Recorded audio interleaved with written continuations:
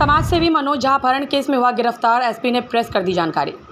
मधुबनी जिले के बाबूबरही थाना पुलिस ने समाजसेवी मनोज झा को किया गिरफ्तार। पुलिस टीम पर हमला करने तथा सरकारी काम में बाधा उत्पन्न करने के आरोप में सर्रा गांव के 60 अज्ञात लोगों के विरुद्ध पुलिस ने किया एफआईआर दर्ज। मधुबनी से पप्पू पूर्वे की रिपोर्ट। मधुबनी जिला के एसपी कार्यालय में मधुबनी के एसपी सुशील कुमार के द्वारा प्रेस कॉन्फ्रेंस कर जानकारी दी गई कि मनोज झा अपहरण केस में गिरफ्तार किया गया। मनोज झा पर अपहरण सहित कई अन्य मामला दरभंगा एवं मधुबनी जिला अंतर्गत विभिन्न थानों में प्राथमिकी दर्ज है। वहीं दूसरी ओर पुलिस टीम पर हमला करने तथा सरकारी काम में बाधा उत्पन्न करने के आरोप में सर्रा गांव के 60 अज्ञात लोगों के विरुद्ध एफआईआर दर्ज किया गया है। बताते चले कि गिरफ्तार अभियुक्त मनोज झा के खिलाफ विभिन्न पुलिस थाने में कई गंभीर मामले दर्ज है।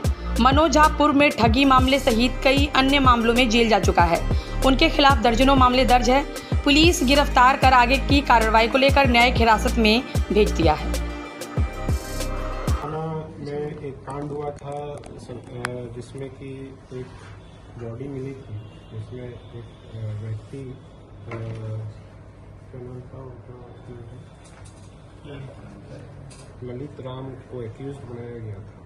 तो उसकी मनोज झा जो सर्रा निवासी है बाबूबरही के, उनके द्वारा उसका अपहरण करके अपने गाड़ी में बिठा करके, फॉर्च्यूनर गाड़ी है उस पर बिठा करके अपहरण किया गया और उसके साथ उस गाड़ी में मारपीट भी किया गया।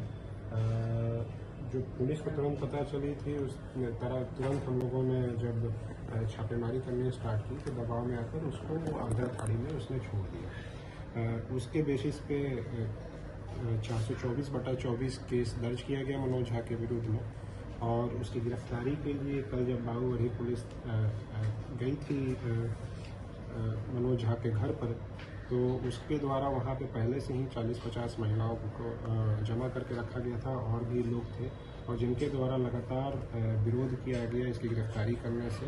ये खुद भी घर में मौजूद था और ये लगातार उनको प्रेरित कर रहा था कि पुलिस पे हमला करने के लिए। उनके द्वारा जो महिलाएं थी, जो और भी लोग थे वहाँ पे, उनके द्वारा मिर्ची का पाउडर भी पुलिस के ऊपर फेंका गया और इन सब चीज़ों के बीच में फ़ायदा उठा करके जो मनोज झा एक्यूज्ड है वो वहाँ से भाग गया। फिर भी लगातार हम लोगों की टीम गिरफ्तारी के लिए प्रयासरत रही और एक और केस, क्योंकि उसने पुलिस के कार्य में बाधा डालने की कोशिश की थी, तो 428/24 भी केस दर्ज किया गया उसके नाम से और उसके बाद लगातार छापेमारी के कारण उसकी गिरफ्तारी कल शाम को 6 बजे हुई। शाम को 6 बजे गिरफ्तारी होने के बाद उसके घर पे भी सारा सर्च किया गया। सर्च में हम लोगों को कई सारे जो ATM कार्ड हैं, कई सारे बैंक के डिटेल्स मिले हैं, बहुत सारे लैंड के डिटेल्स मिले हैं, फ्लैट्स के डिटेल्स मिले हैं जो कि बोकारो में है, करोड़ों में है। लैंड्स यहाँ पे 9 जमीन का दस्तावेज मिला है बाबूबरही में, केवल 3 फ्लैट जो है बोकारो में उसका डिटेल मिला है। उसके अलावा 2 फॉर्च्यूनर भी है इसके पास, स्कॉर्पियो गाड़ी भी है, अन्य गाड़ियाँ भी हैं। तो जब इसके मोबाइल को हम लोगों ने देखा तो एक मोबाइल में इसने फर्जी सिम लगा रखा था किसी कोलकाता के व्यक्ति के नाम पे और उसको उसने ट्रू कॉलर में जस्टिस मिश्रा करके नाम से सेव कर रखा था। वो इससे छदम नाम से फ्रॉड करता था, लोगों को कॉल करता था एज ए जस्टिस मिश्रा बन करके, जो कि बताता था कि सुप्रीम कोर्ट के जज है। अपने आप को प्रदर्शित करता था फ़ोन करके और लोगों को इन्फ्लुएंस, पदाधिकारियों को या जो राजनेता हैं उनको कॉल करके उनको इन्फ्लुएंस करने की कोशिश करता था। उसके लिए भी हम लोगों ने एक और केस 429 धोखाधड़ी और इन सब को लेकर के एक और केस किया 429/24। इसमें हम लोग अनुसंधान कर रहे हैं। तो अनुसंधान के क्रम में जो बातें आई हैं कि ये कई सालों से, लगभग 20 सालों से लगातार धोखाधड़ी का कार्य कर रहा है और इसके ऊपर दर्जनों केस हैं। पूरे भारत में कई राज्यों में इसके ऊपर केस है, हरियाणा में केस है, दिल्ली में केस है, पंजाब में केस है। उसके अलावा CBI ने भी इसके ऊपर केस किया हुआ है। ये जो है NHI के चेयरमैन बन करके और इसने एक ठेकेदार से 80 लाख रुपए जो है धोखाधड़ी करके वसूल दिए थे।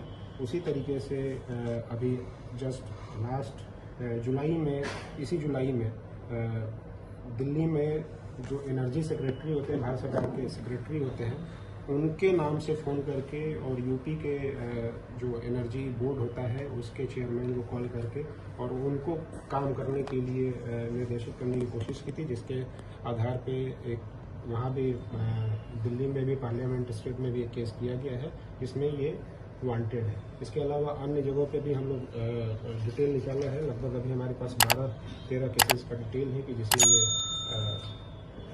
वांछित है, वो ये अक्यूज्ड है।